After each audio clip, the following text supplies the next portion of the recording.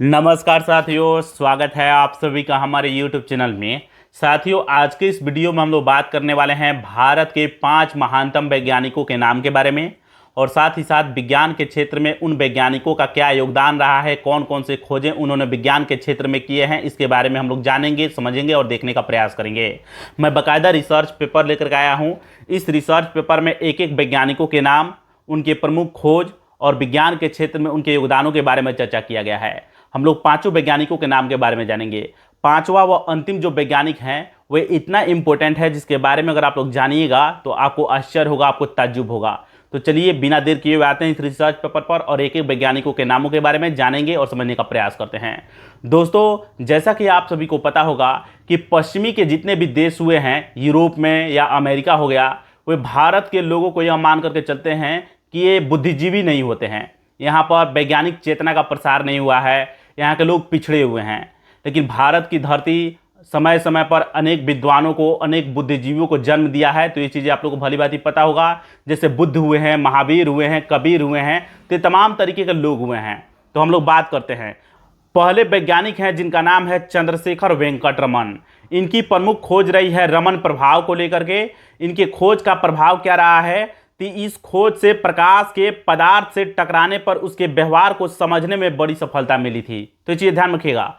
वर्ष 1930 में भौतिकी का नोबेल पुरस्कार भी इनको मिला है, चंद्रशेखर वेंकट रमन को। तो ये चीज़ ध्यान रखिएगा। दूसरे वैज्ञानिक का नाम है जगदीश चंद्र बोस। दोस्तों, आप सभी को जान करके हैरानी होगी कि जगदीश चंद्र बोस का प्रमुख योगदान यह है कि इन्होंने यह सिद्ध किया था कि पेड़ पौधों में भी संवेदनशीलता और प्रतिक्रिया करने की क्षमता होती है।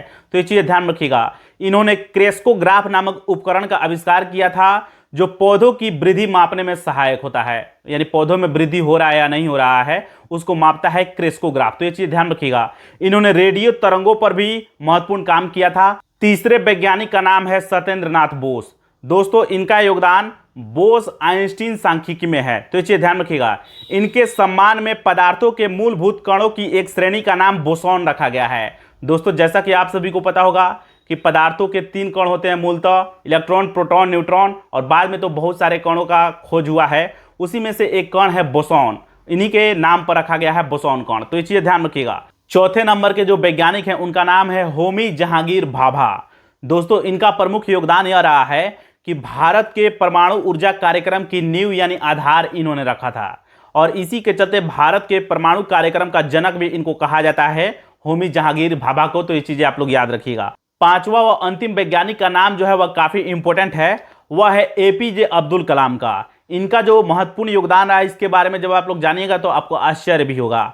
भारत के मिसाइल और अंतरिक्ष कार्यक्रम को नई ऊंचाइयों तक पहुंचाने में इनका काफी ज्यादा योगदान है। तो ये चीज़ ध्यान रखिएगा। आज जो इसरो बना हुआ है, डीआरडीओ बना हुआ है, ये तमाम तरीके के काम करते हैं रक्षा के क्षेत्र में, अंतरिक्ष के क्षेत्र में सैटेलाइट लॉन्च करते हैं। इनका काफी योगदान है।